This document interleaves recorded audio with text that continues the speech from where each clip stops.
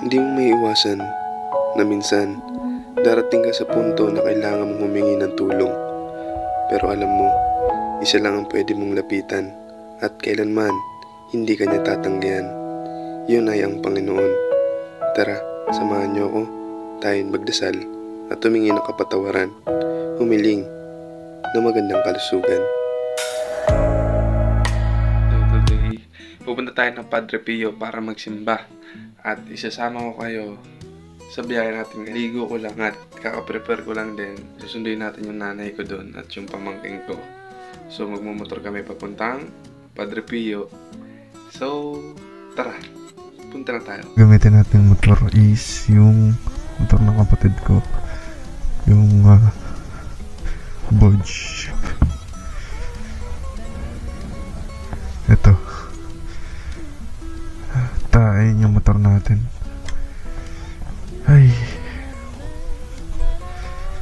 so ito yung motor na gagamitin natin at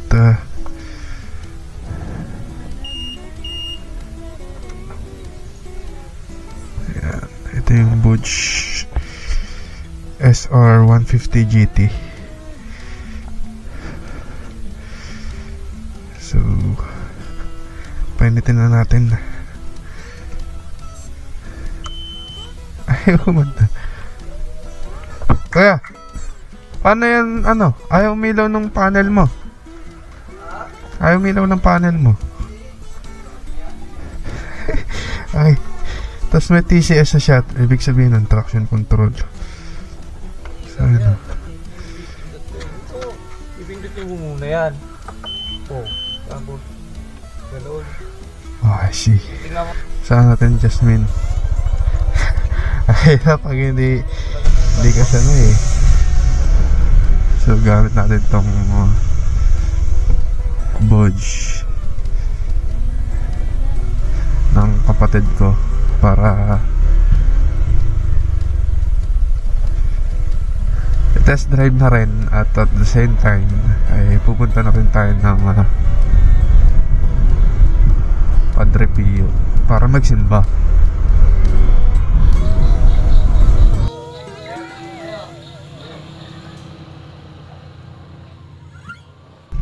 Gamit natin ngayon itong SR150 GT ng Bodge at bibigyan ko lang kayo ng kaunting review. So dito nga pala si Sir Mel, yun. Si Sir Mel lang may-ari nung shop na yun. So ito nga pala is 150cc. Tatlo nga kami rito at maluwag siya. Kasyang kasya yung tatlo. So hindi pilit, at the same time hindi hirap. May action center ng San Jose del Monte. Ang maganda sa motor na to, so matipid sa gas. At kapag huminto ka, namamatay rin yung makina, pero hindi mo na kailangan i-start ulit. Pegay mo lang ulit yung silinyador, rekta under na yan.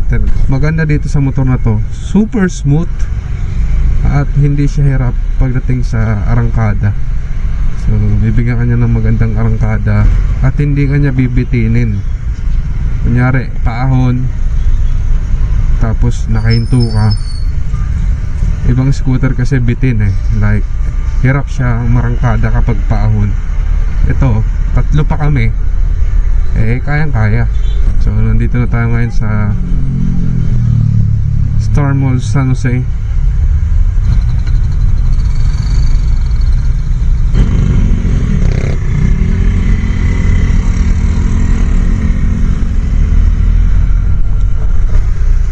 Tayo rito, tapos diretso yun lang natin yan. Makakarating tayo ng Padre Pio. Ano ito? May binuksan daan dito.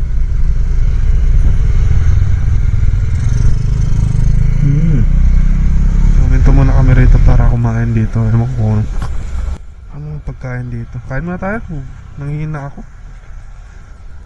Uncle J, pansit ba to? Pansit bato with dinuguan at egg. Okay. Pansit bato. Ano sa'yo? May dinuguan? Ha? May dinuguan? Gusto mo may dinuguan? So, Uncle Jay. Ha? May dinuguan? Gusto mo may dinuguan? Tatlo po. May dinuguan.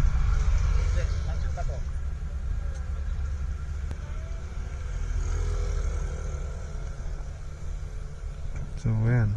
Dito sa may pagdaring dito sa may papuntang Padre Pio, may barangay Igay yata ito. Ewan ko anong lugar to. Pero may madadaan na kayo rito na pansit ba to? Kain tayo dyan. Kain muna tayo. Right, so tapos na kami kumain. So ito nga pala yung ABS-CBN na studio.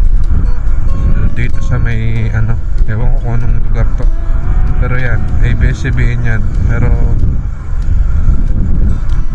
wag pa man tuluyan mabuksan nagsarado na yung ABS-CBN. Ito pala yung Paradise Farm. So barangay Kaibanbad. Yung daanan dito ngayon, in-extend na nila, dati kasi masikip to. Pero ganun pa rin. May mga parts pa rin na hindi pantay. So matagal na ako hindi nakapunta ulit dito sa amin tong biyahe na to, kasi minsan lang naman to.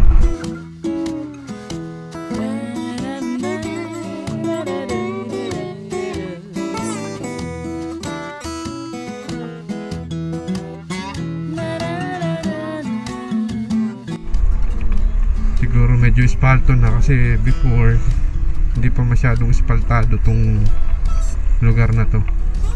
Alright, so ito, papasok na kami. Packet na kami ng Padre Pio. So yan, yung estado dito is mayroong mga upuan, kasi mayroong paayuda rito si Ate Rida.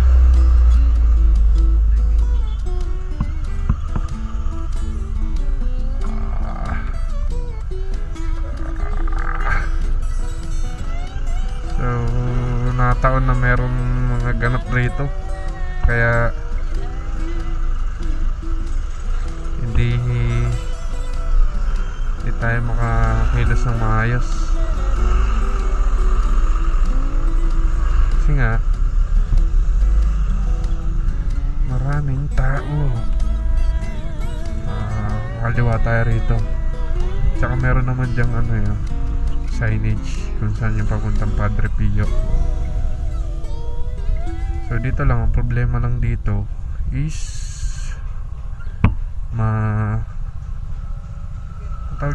masikip ang daanan, kaya salubungan talaga, lalo na kapag malalaki mga sasakyan nyo. Kailangan nyo magdahan-dahan dito, kasi marami ka rin kasabay. At yung mga kasabay minsan is nagmamadali rin pa uwi. Yung iba naman nagmamadali papunta doon sa Padre Pio. So masikip yung daanan, mataas yung chance na magkasagyan kayo, diba? Papaayuda ni Ate Rida Robes, meron silang patimba papasok ng Padre Pio. So saan tayo magpa-parking?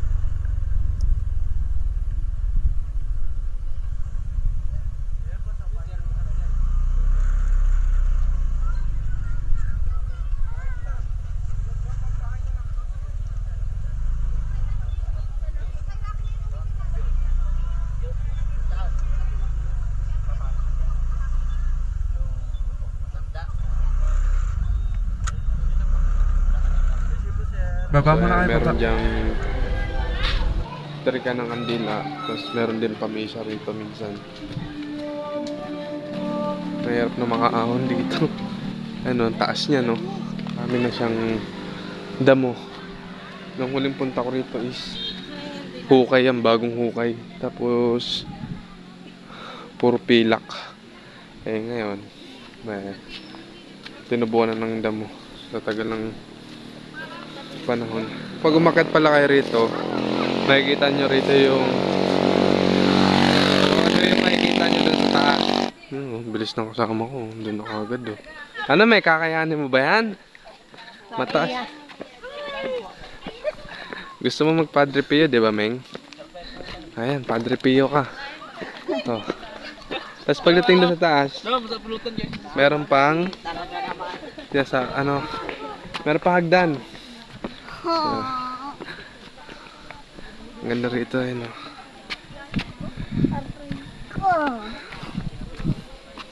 Aray ko. Ayaw mo na, Meng. Banata mo, Meng. Ang daming pang-ahon yan, no? Sabi ko siya, pagbaba mo, gutom ka ulit. Marami pang-ahon yan, Meng. Oo, ayan. Ano, kaya pa? Oo. Dati, bata pa ako. Bata-bata ako. Lagi ako dito. Hindi pa masyadong maraming tao rito. Ginagawa pa lang yung taas. Lagi ako dito na. Meron pang hagdan. Saan yung nanay ko?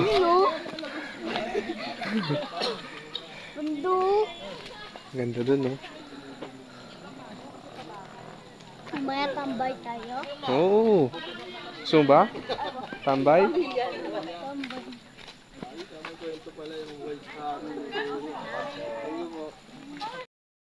Tapakat na kami. So, ano yun? Itaas yan dyan. Pagod na tuhod ko. So, nasa taas na yung Padre Pio. Yung view natin dyan. So, maganda din sa likod. Ngayon ka lang ba nakapunta rito?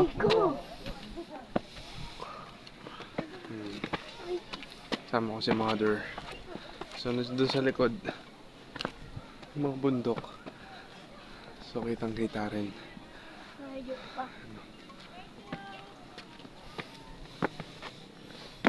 Gamit natin yung stabilizer ng DNW.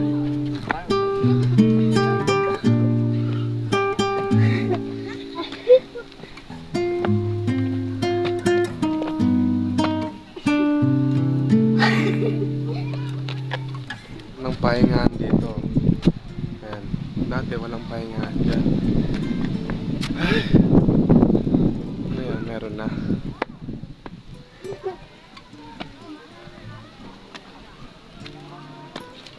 Tsaka kompleto na rin yung mga stasyon dito. Ayan o. Station of the Cross. Oh. Dati, nung is ginagawa pa lang yan mga yan. Ngayon, kompleto na. May Station of the Cross dito. At nandito na yung Padre Pio. Hawak na. So meron ditong maliit na chapel. At kamay ni Padre Pio. Ayan yung likod natin.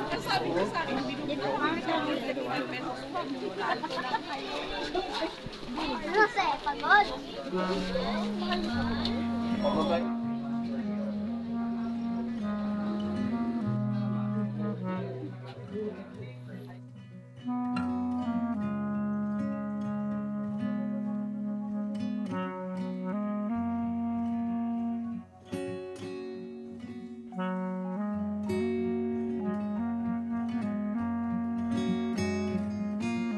Punta tayo ng chapel. So, papakita ko sa inyo yung chapel nila. Ng souvenir shop sa laban po. Welcome to Padre Pio. Ang ating pong hagdanan ay entrance po laban. At ang ating pong exit ay sa itaas.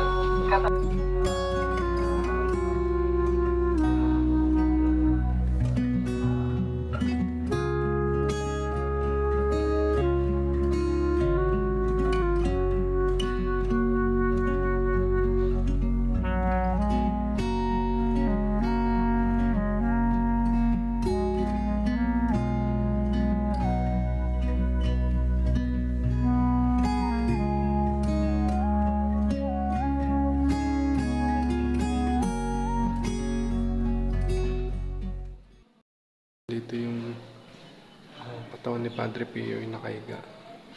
Gawa siya sa silicone. Maganda. Maganda. So, meron dyan mga lugar naman doon. So, ngayon, meron ditong parang Station of the Cross.